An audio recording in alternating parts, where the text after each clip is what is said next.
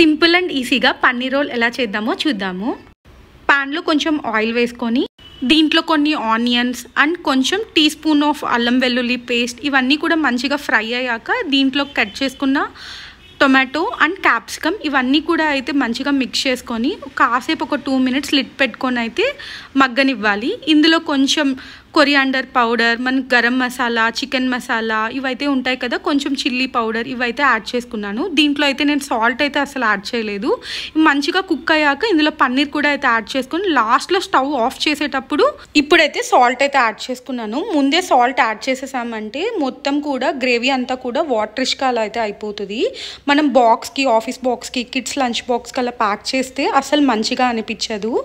ఈ చపాతీని బటర్ పేపర్తో ఇలా అయితే రోల్ చేశాను. ఇలా బటర్ పేపర్తో రోల్ చేస్తే లంచ్ బాక్స్కి, ఆఫీస్ బాక్స్కి ఇలా పెట్టినప్పుడు చాలా ఫ్రెష్గా అయితే ఉంటుంది. అండ్ చపాతీ అనేది వైట్ బబుల్స్లా అలా రాకుండా అయితే